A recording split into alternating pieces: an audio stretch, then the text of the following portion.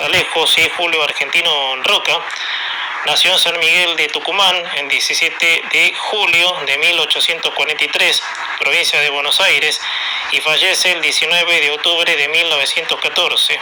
Fue un político, militar y estadista argentino que ejerció como presidente de la Nación Argentina desde 1880 hasta 1886 y desde 1898 hasta el año 1904.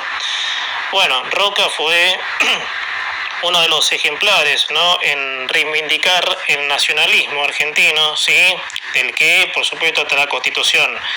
Nada que ver, sí, con lo que pasa ahora, que bueno, no es el tema, pero bueno. Bueno, vamos a hablar, sí, de la presidencia, sí, de Julio Roca, sí, Julio Argentino Roca. Su vicepresidente era Norberto Quirno Costa. Su predecesor, José Evaristo de Uriburu, ¿sí?, y su sucesor, Manuel Quintana, ¿sí? Bueno, eso por supuesto fue lo que tuvieron antes y después, por supuesto, de Roca, ¿sí?, de quien vamos a hablar, por supuesto, sí, en el programa del día de hoy. Bueno, te decía, ¿sí?, Julio Argentino Roca Paz, se llama Alejo, ¿sí? Aquí me figura Julio Argentino Roca Paz. Lo apodaban el Zorro, ¿sí? Bueno, su fallecimiento fue el 19 de octubre de 1914 a la edad de 71 años.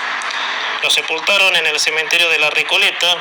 Bueno, nacionalidad argentina, religión catolicismo. Sus padres eran Segundo Roca, su madre Agustina Paz, su cónyuge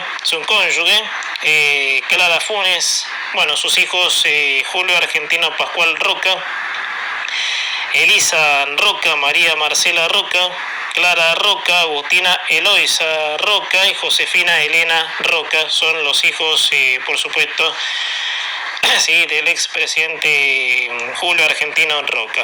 Bueno, se educó, sí, en el Colegio del Uruguay. Bueno, era militar, sí, su rama militar, ejercicio argentino, sí.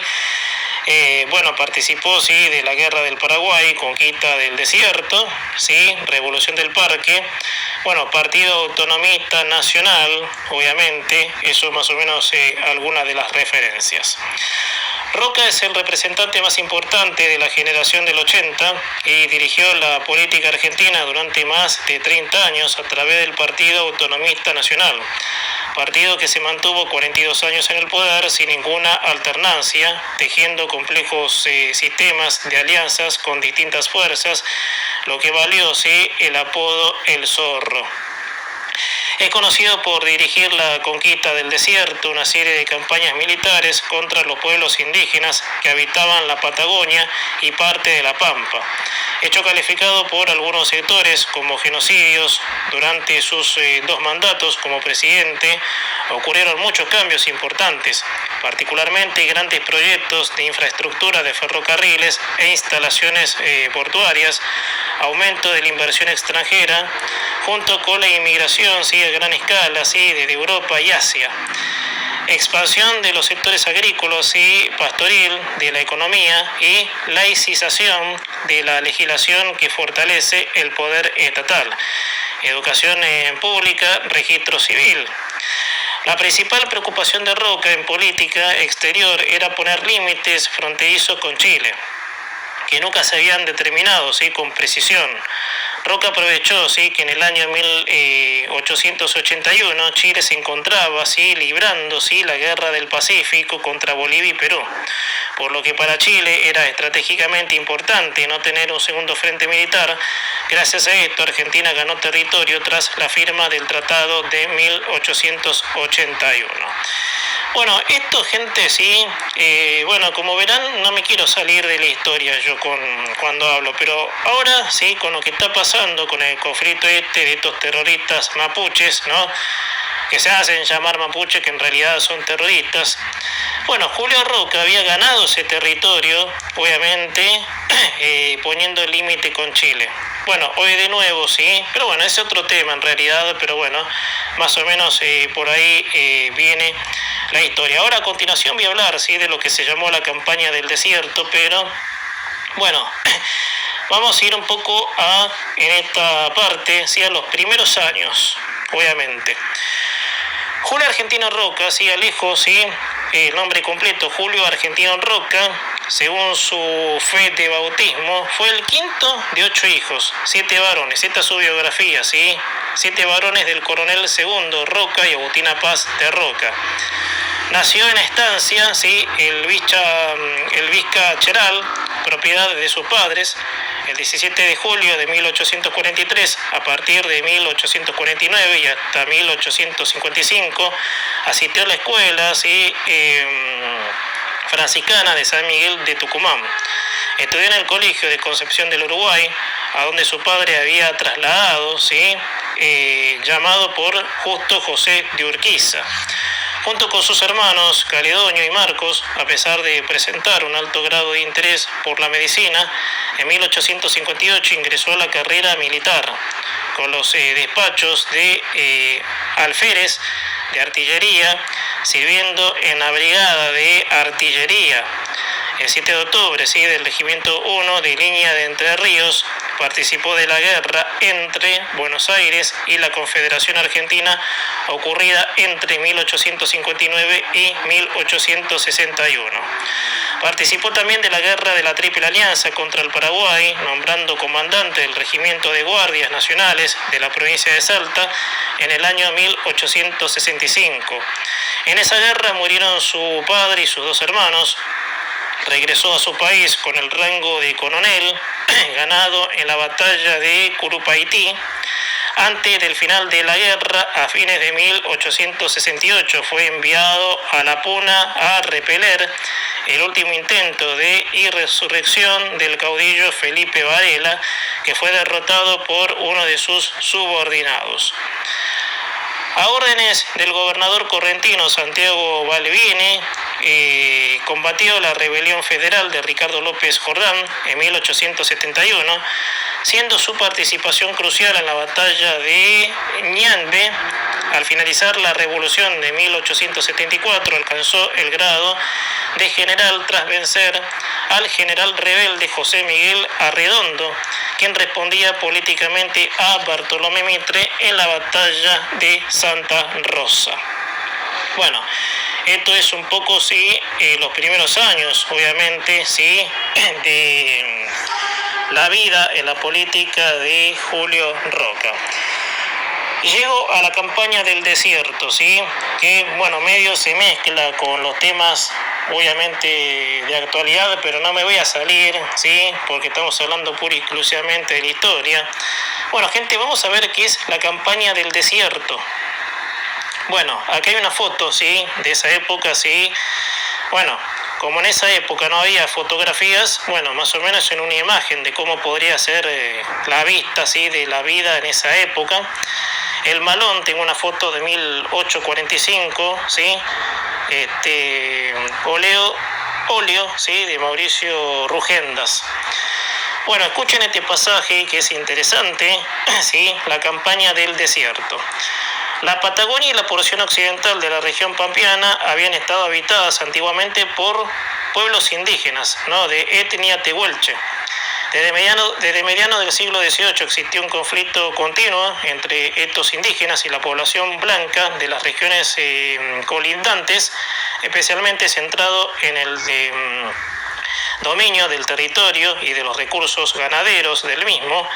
Ante el avance del territorio ocupado por los blancos, los indígenas reaccionando lanzando malones sobre las poblaciones blancas y las estancias de las cuales saqueaban ganado, principalmente para venderlo en Chile, y secuestraban mujeres, quienes eran trasladadas a los asentamientos indígenas.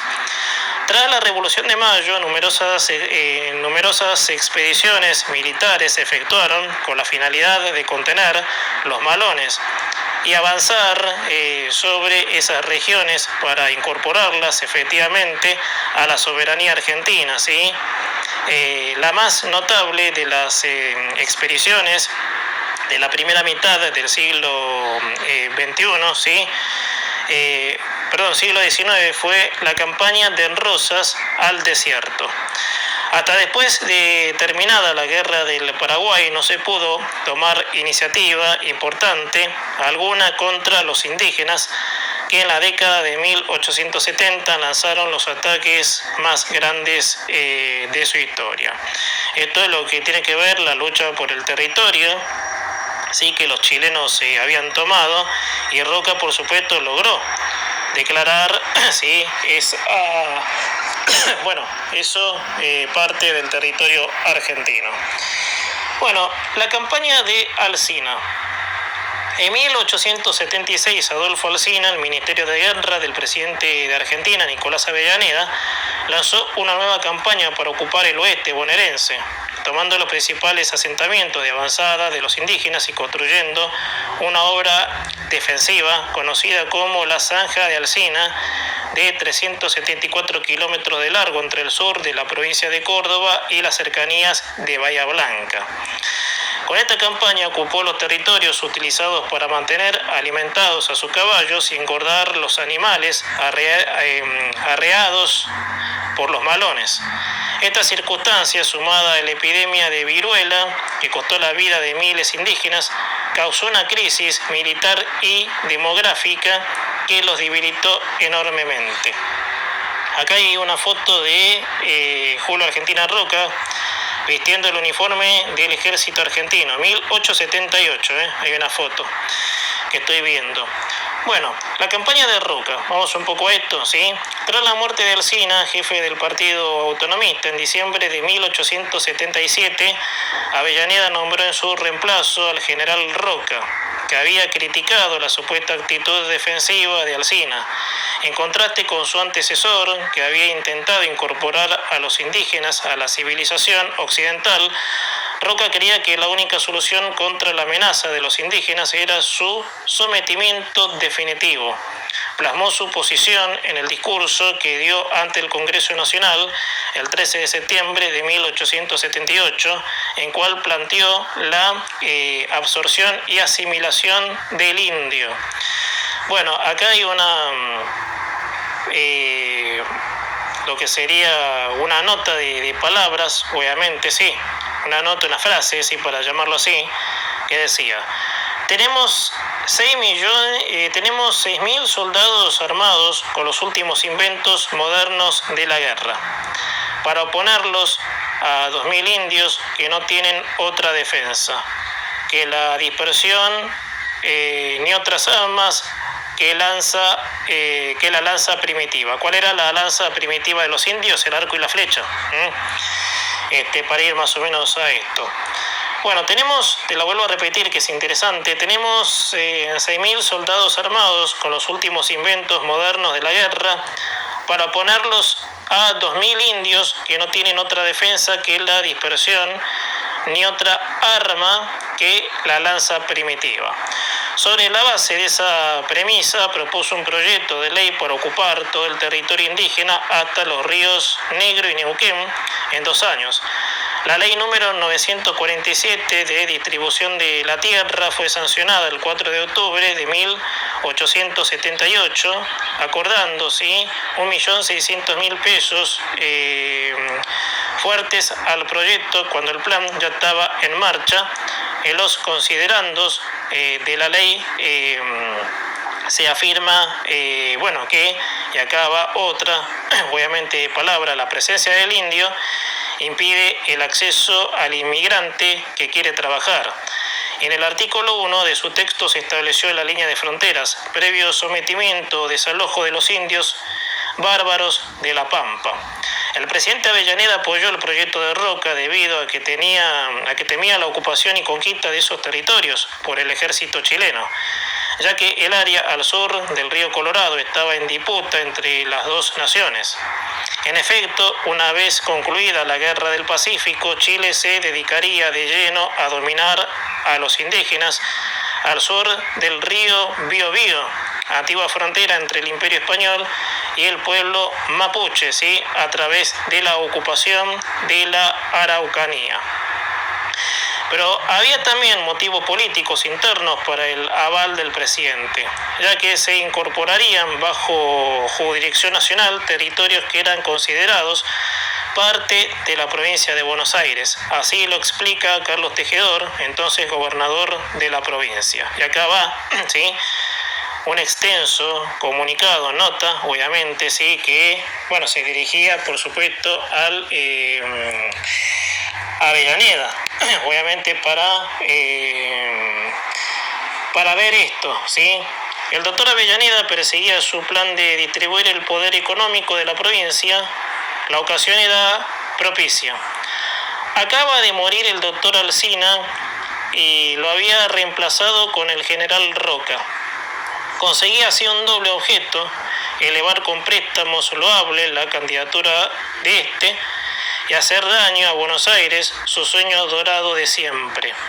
Era como para refregarse las manos. Luego nomás el ministro presentó al Congreso, en agosto de 1878, un proyecto para la ocupación militar de Río Negro como frontera de la República sobre los indios de La Pampa, declarando tierra nacional la comprendida entre la línea efectiva de aquella época y la que debía establecerse.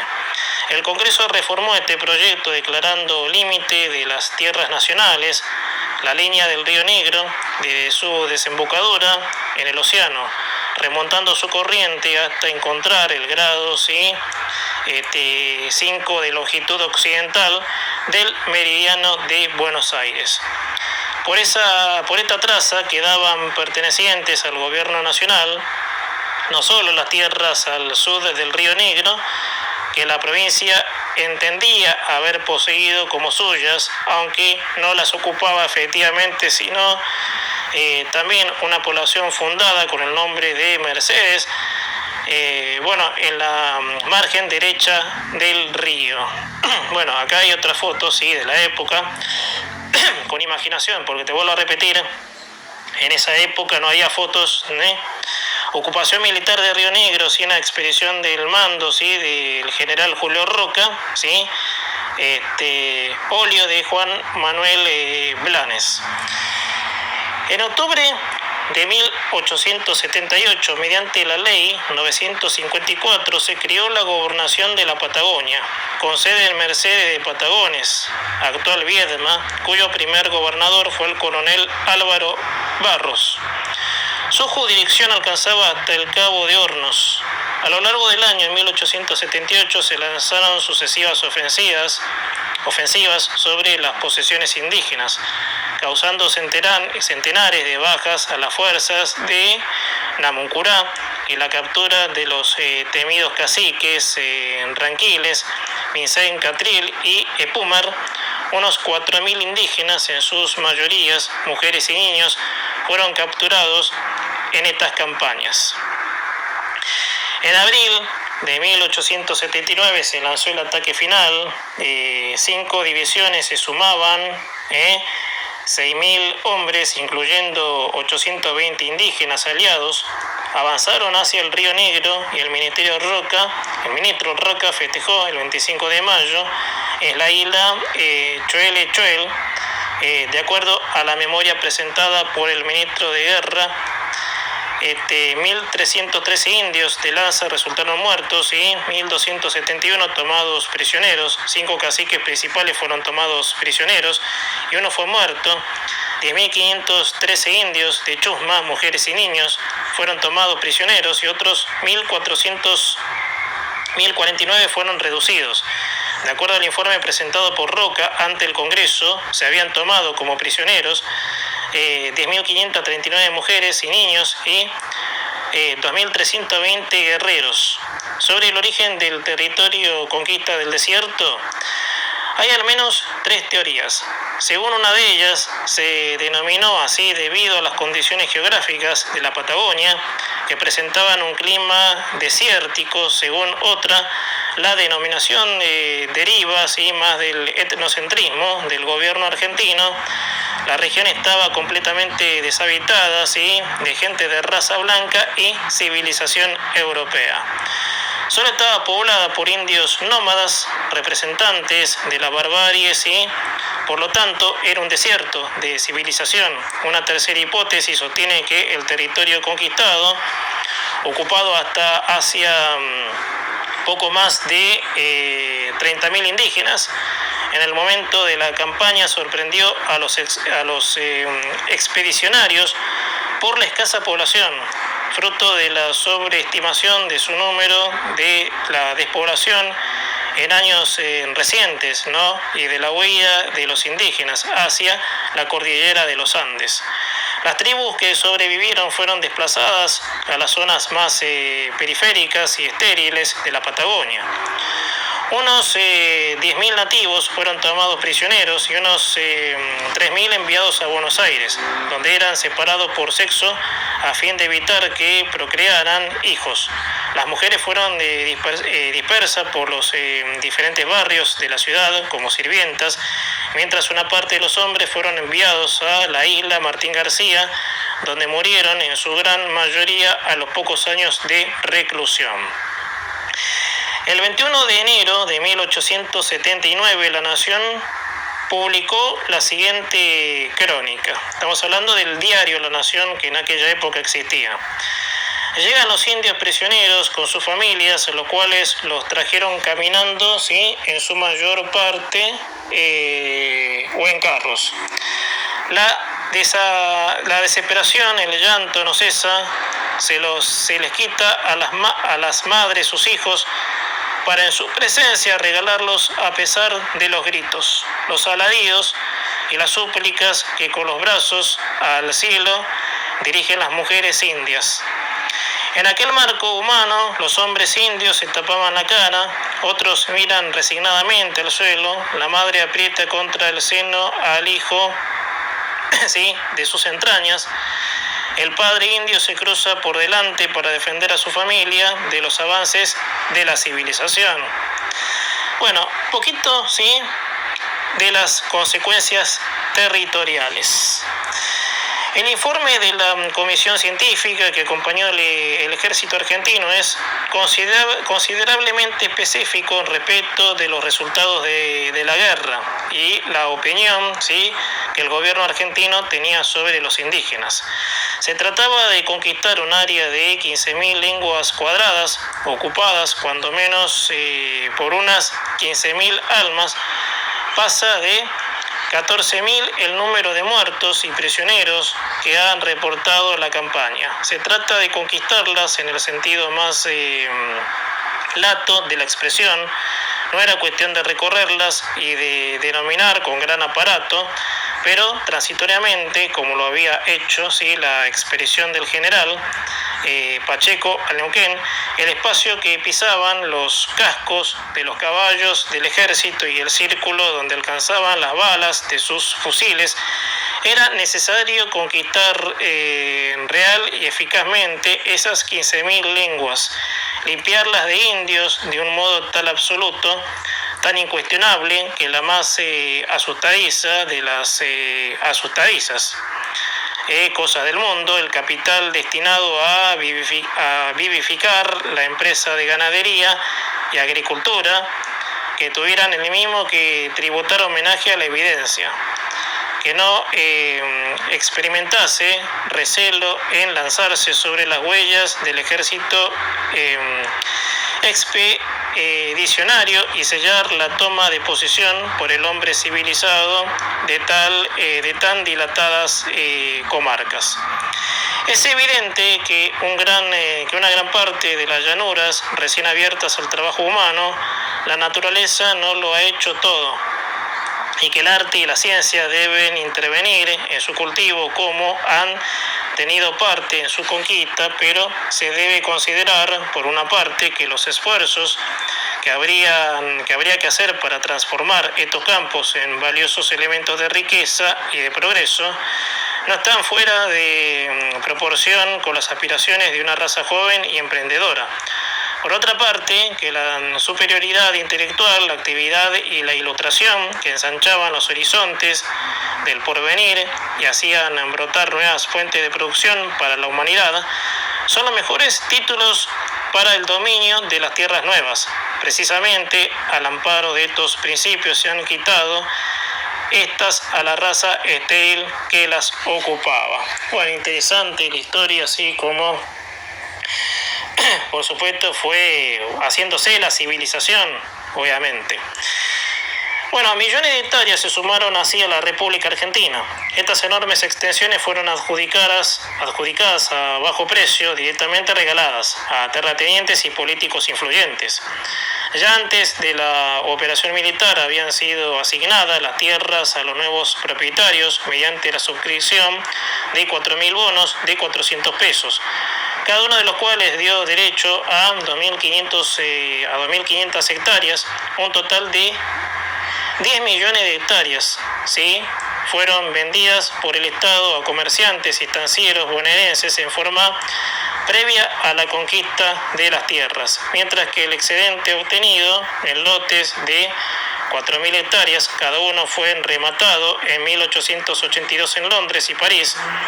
En 1885 se cancelaron con tierras las deudas acumuladas con los soldados desde 1878, como tanto los oficiales como la milicia necesitaban efectivo. Terminaron mal vendiendo sus partes a los mismos que habían sido los financitas primitivos, de manera tal que toda esa superficie pasó a manos de 344 propietarios, a un promedio de 31.596 hectáreas de cada uno. Bueno, está muy interesante esto, ¿sí? Hablando, ¿sí?, de lo que hizo Roca, obviamente lo que Roca logró casi en algo primitivo, ¿sí?, como te decía recién, ¿sí?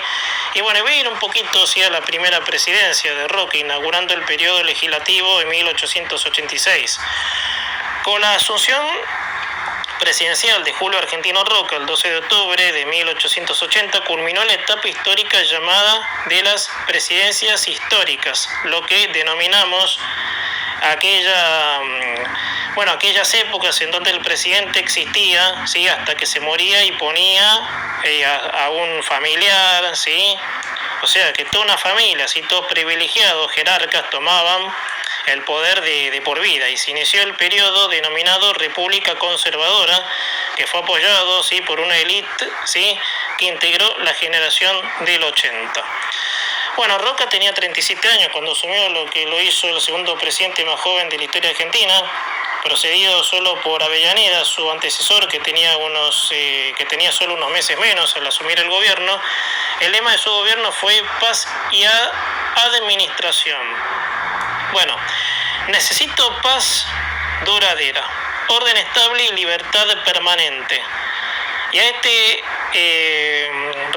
a este respeto lo declaro bien alto, ¿sí?, de este elevado asiento, para que me oiga la República entera. Emplearé todos los resortes y facultades que la Constitución ha puesto en manos del Poder Ejecutivo para evitar, sofocar y reprimir cualquier tentativa contra la paz pública. Bueno, yo creo que todo eso eran los valores, ¿sí? Con esto termino.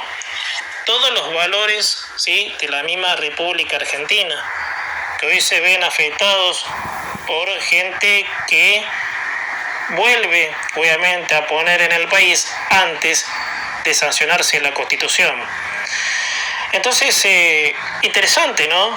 Obviamente ir por esos pasajes, ¿no?, de cómo se conquistó, obviamente, la civilización, los avances, obviamente, deshacer lo que existía en aquella época, ¿sí?, la monarquía absoluta que dominaba, obviamente, todos los territorios, y así, por supuesto, bueno, llevarnos a lo que hoy somos ahora y que por momentos a veces está en peligro de perderse.